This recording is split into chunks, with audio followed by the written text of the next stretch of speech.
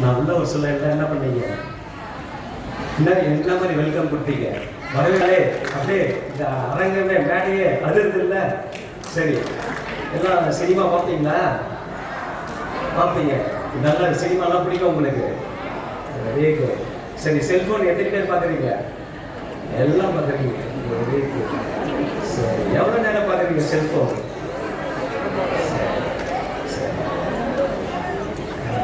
தமிழில் மாலை வணக்கம்.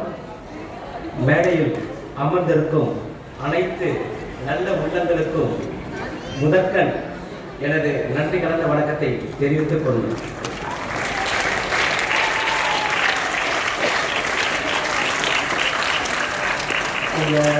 மேடம் மதுபலி மேடம் என்னை பார்க்கல, நேரில் பார்த்து கூப்பிடல. அவங்க ஃபோனில் தான் என்னை காண்டாக்ட் பண்ணாங்க. சார் இந்த மாதிரி ஸ்கூல் ஃபங்க்ஷன் வாங்கினாங்க. சரின்னு நான் என்ன பண்ணேன், ஏதோ சாதாரண ஸ்கூல் போடுறது, +2 வரைக்கும் இருக்க போடுறது. சரி, குழந்தைங்களை போயிட்டு யாராவது கதை சொல்லி ஏமாற்றிட்டு வந்துடலாம் அப்படின்னு சொல்லிட்டு நான் நினச்சேன். அப்புறம் தான் அவங்க சொன்னாங்க, சார் எங்கள் ஸ்கூல் ஒரு சிறப்பு குழந்தைகளுக்காக இருக்க ஒரு பள்ளி சார் அப்படின்னா. அப்புறம் நான் கேட்டேன், மேடம் மொத்தம் எத்தனை பேர் இருக்காங்க? சார் மொத்தம் 147 பேர் படிக்கிறாங்க சார். ஃப்ரம் சின்ன கிளாஸ்லேருந்து +2 வரைக்கும் இருக்கு அப்படின்னாங்க. உண்மையிலே அவங்க அதை சொன்ன பிறகு பார்த்தீங்கன்னா, நான் இன்னைக்கு பெங்களூர் போனோம். மத்தியானமாக 1:30 மணி ட்ரெயின் நான் பெங்களூர் போனோம். ஆனால் அந்த ப்ரோக்ராம் கூட போகாமல் உங்கள் அனைத்து இந்த குழந்தைங்க இன்னும் அழகா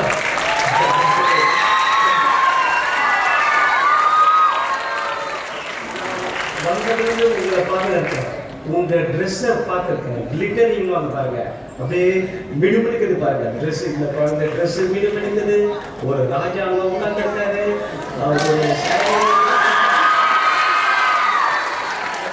உங்களுக்குள்ளேயே ஒரு ராஜா, உங்களுக்குள்ளேயே கேரக்டர், உங்களுடைய இது பர்ஃபார்மன்ஸ். மேடம் சொன்னாங்க, சார் நீங்கள் கொஞ்ச நேரம் பர்ஃபார்மன்ஸ் பார்த்துட்டு கொண்டு வந்தாங்க. நான் இருக்கிற மேடம், பட் ரொம்ப நேரம் இருக்க முடியாது. இந்த மாதிரி நான் நடுவில் போயிட்டேன்னா நீங்கள் யாரும் தப்பாக நினச்சிக்கூடாது. எனக்கு வேலை நிறைய இருக்குது சொல்றதுக்கு இல்லை. அதனால உங்களை எல்லாம் சந்திப்பதில் நான் இன்று எனக்கு எப்படி இருக்கு? இப்போ நான் சந்தோஷமா இருக்கேனா இல்லை ரொம்ப வருத்தமா இருக்கேனா? சந்தோஷமா. நம்ம அந்த சந்தோஷத்தை ஷேர் பண்ணி இல்லமா இல்லையா? சரி, நீங்க எல்லாம் நல்லா குடிச்சிருந்தது தானே? சரி, அங்க நான் உடனே எல்லாத்தையும் பார்த்தேன். அங்க பச்சை கலர் ஒரு கிளி, தம்பி ஒரு கிளி தானே? அது யாரு? காய்கறிகள், vegetable. Very good, very good. Vegetable அதாவது என்னென்ன கேரக்டர்? நீங்க எல்லாம் கடைக்கு போயிருக்கீங்களா? கடைக்கு போவீங்களா நீங்க? Very good. என்ன வாங்குறீங்க கடைக்கு போய்? என்ன வாங்குறீங்க? கடைக்கு போகணும், அப்பாவோட கடைக்கு போகணும். அப்பாவோட கடைக்கு போயிருக்கீங்க, கரெக்டா? உங்களுக்கு அந்த எக்ஸ்போஷர்லாம் இருக்கு. என்னென்ன வாங்கணும்னா தெரியும். ஏமாற மாட்டீங்க. 10 ரூபாய் கொடுத்தா மீதி சட்டையெல்லாம் கரெக்டாக வாங்குவீங்களா இல்லை அவருக்கே விட்டு வந்துடுவீங்களா? Very good, very good. அந்த புரிதல் இருந்தாலே போதும். உண்மையிலேயே நான் இந்த நிர்வாகத்தை, இந்த எஸ்ஐடி நிர்வாகத்தை நான் ரொம்ப பாராட்டுறேன். ஏன்னா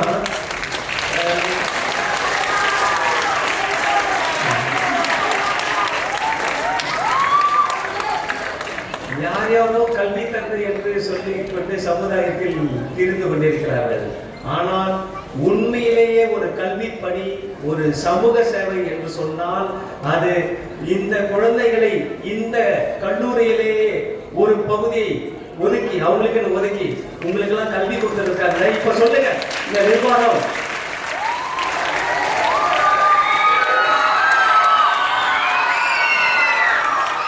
அந்த இதுல வந்த நம்ம வைஸ் சேர்மனுக்கு நீங்க எல்லாம் என்ன போடணும்?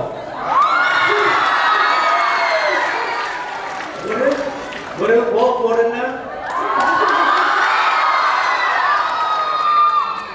அவர் இன்னும் இது போல சேவைகளை செய்வதற்கு ஆண்டவன் அவருக்கு இன்னும் நீண்ட ஆயுளை தர வேண்டும் என்பது என் சார்பாகவும் உங்கள் சார்பாகவும் நான் கேட்கலாமா? உண்மையிலே உங்களோட பெற்றோர்கள் நீங்க சிறந்த பெற்றோர்களா இல்ல ஆர்டினரி பெற்றோர்களா? சிறந்த பெற்றோர்கள். அவங்களாம் எங்க உட்கார்ந்துருக்காங்க? பின்னாடி உட்கார்ந்துருக்காங்க. அவங்களுக்கு வாழ்த்து சொல்லுவீங்களா சொல்ல மாட்டீங்களா? எல்லாம் அவங்களுக்குலாம் ஒரு வாழ்த்துக்கள். கரெக்டா வந்துட்டாங்கல்ல குழந்தைங்க, நீங்க வாங்குற பரிசு. நான் எதுக்கு வந்திருக்கீங்க? உங்களுக்கு பரிசு கொடுக்கறதுக்காக வந்திருக்கேன். கரெக்டா? என் கையால நீங்க பரிசு வந்திருக்கீங்க. உண்மையிலே சொல்ற கேளுங்க, நான் நிறைய காலேஜ் போயிருக்கேன், நிறைய ஸ்கூல் போயிருக்கேன், நிறைய பேசியிருக்கேன். ஆனா அப்பெல்லாம் இல்லாத சந்தோஷம் எனக்கு இன்னைக்கு இருக்கு. ஏன்னா நான் அவங்களுக்கு கொடுத்த பரிசு வந்து வேற. இப்போ உங்களுக்கு பிரைஸ் கொடுக்கறது மூலமா உண்மையிலே சந்தோஷப்பட போறது நீங்களா இல்ல நானா? பதில் கேட்டீங்க ரெண்டு பேரும். ஆனா ரொம்ப சந்தோஷம் எனக்கு தான். கரெக்டா? சரி, உங்களுக்கு எல்லாம் கதை பிடிக்குமா? சொல்லட்டுமா? முல்லா கதை சொல்லட்டுமா? முல்லா கதை. முல்லா என்ன பண்ணாரு, ஒரு நாள் ஒரு விருந்துக்கு போறாரு. முல்லான்றது அந்த அரேபியா கேரக்டர். நீங்க அதை தெரிஞ்சிங்கன்னா அதுக்கப்புறம் முல்லா கதைகள் இருக்கு, அதை வாங்கி படிங்க. ஈசாப் கதைகள் கேட்டீங்களா? ஈசோப்னுவாங்க.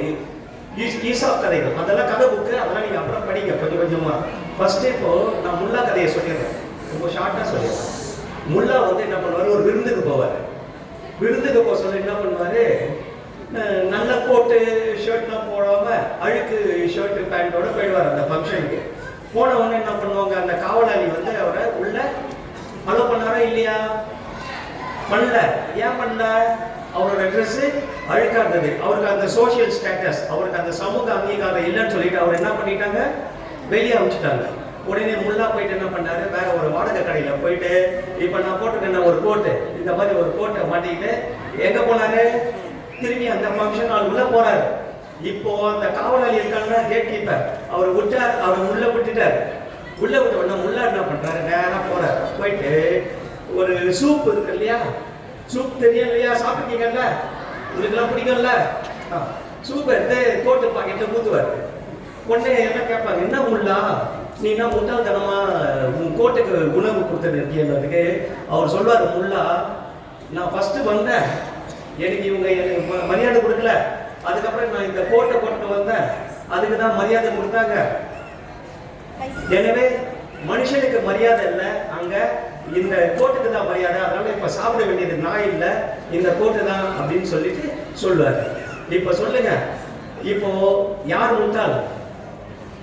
ஒருத்தருடைய உருவத்தை பார்த்தோம், அவர்களுடைய இதை பார்த்து ட்ரெஸ்ஸை பார்த்தோம் மரியாதை கொடுக்குறாங்கன்னு சொன்னா அவர்கள் தான் முட்டாள். ஏன்னா எல்லாருக்கும் நல்ல உள்ளம் இருக்கிறது. சொல்றது முல்லா வந்து உண்மையிலே ஒரு நல்ல மனிதர், புரியுதுங்களா? அந்த மாதிரி நீங்கள்லாம் ரொம்ப நல்ல குட் பீப்புளா ஒரு சமுதாயத்துல வரணும். கரெக்டா? சரி, நான் வந்த உடனே காலேஜ்ல பார்த்தேன், நீங்க எத்தனை முறை இந்த ஸ்கூல் வந்திருக்கீங்க, இங்க என்ன போட்டு பார்த்தீங்களா? அங்க யாரு படிச்சிருக்க, learning is like from God. அதாவது கற்றல் வந்து நமக்கு எங்கிருந்து வருகிறது, கடவுளிடமிருந்து வருகிறது. நான் உங்களுக்கு நபிகள் நாயகத்து இதுல ஒரு கதை சொல்றேன் கேளுங்க. கதை நிஜமா நடந்தது. ஒருத்தர் என்ன பண்றாரு, ஒட்டகத்தை பயங்கரமா சித்திரவதை பண்ணிடுவாரு, துன்புறுத்திடுவாரு. துன்புறுத்தலாம் தெரியல, டீஸ் பண்ணிடுவாரு. அந்த ஒட்டகம் வந்து கண்ணீர் விடும், அந்த அழுவோம்.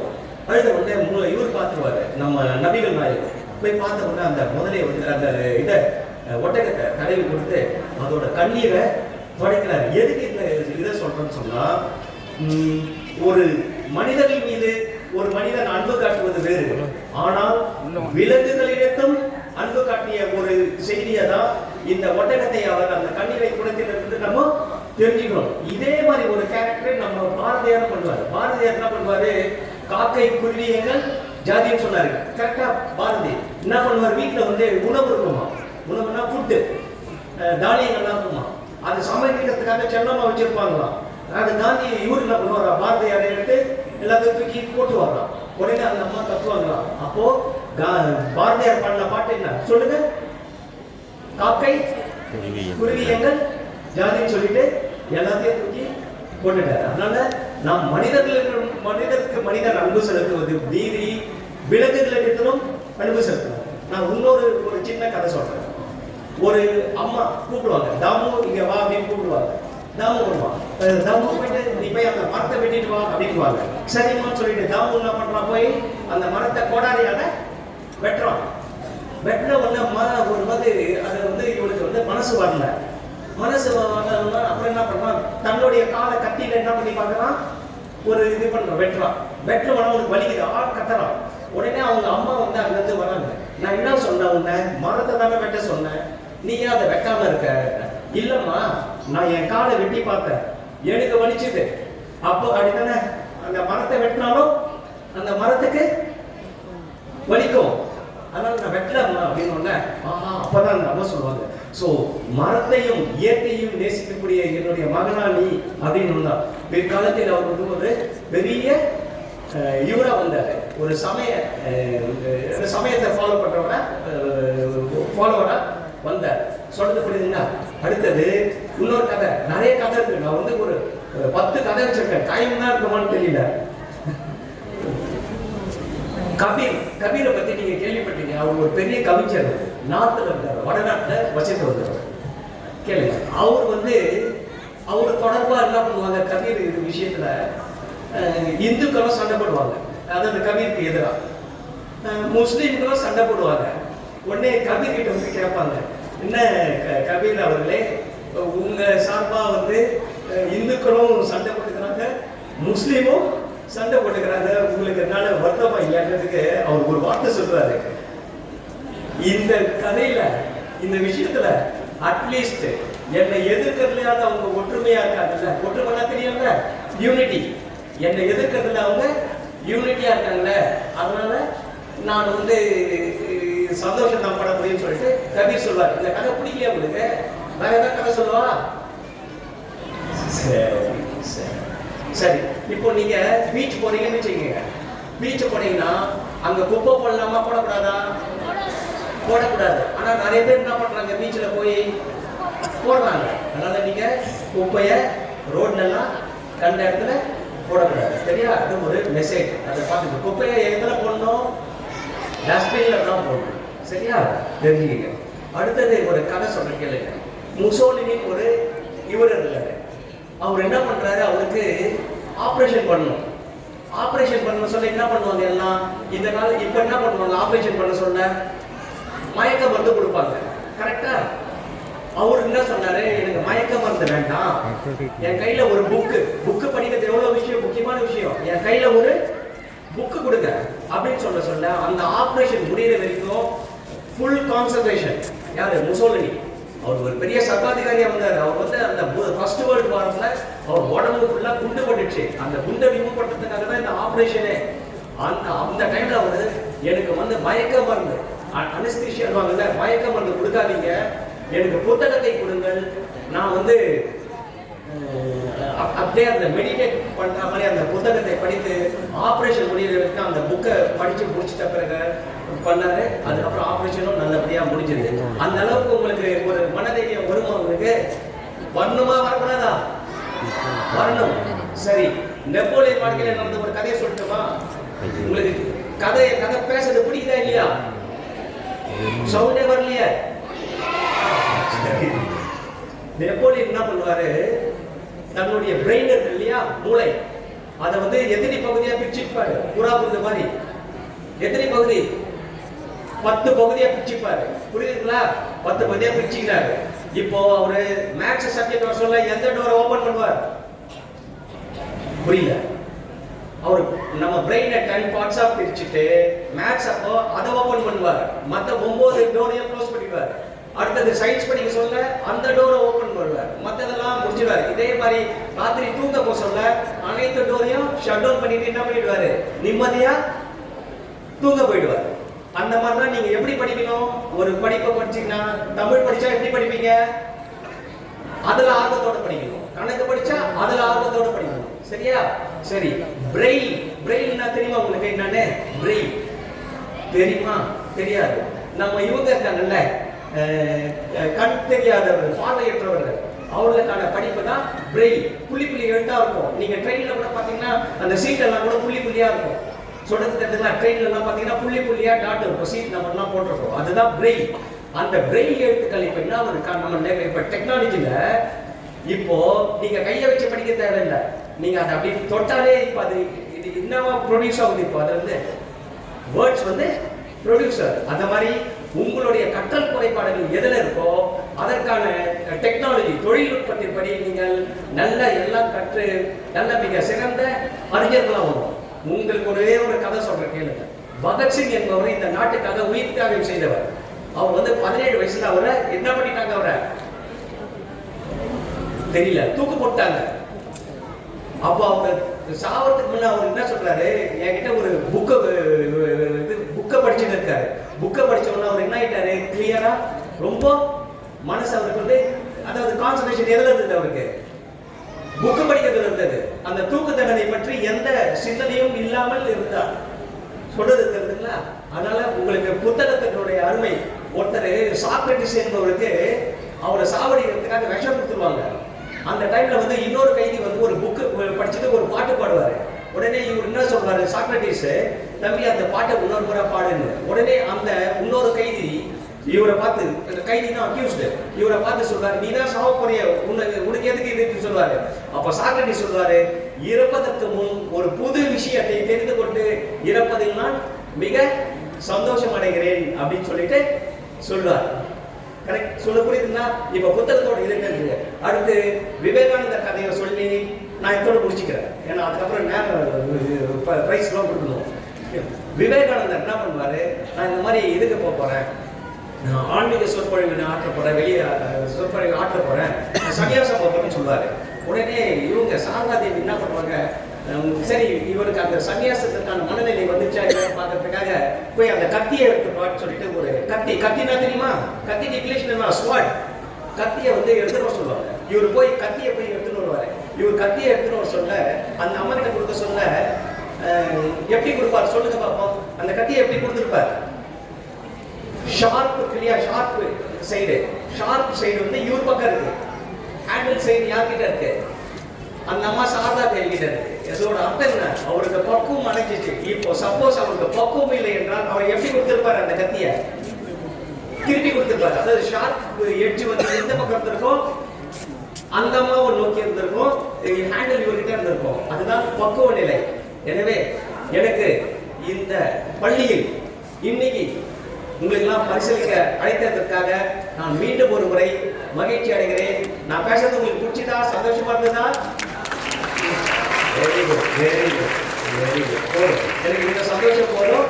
நான் இன்னொரு நாள் உங்களை மேடம் கூப்பிட்டாங்கன்னா இன்னொரு முறை ஒரு சின்ன ஃபங்க்ஷன்ல வந்து நான் உங்களை வந்து பார்க்குறேன்.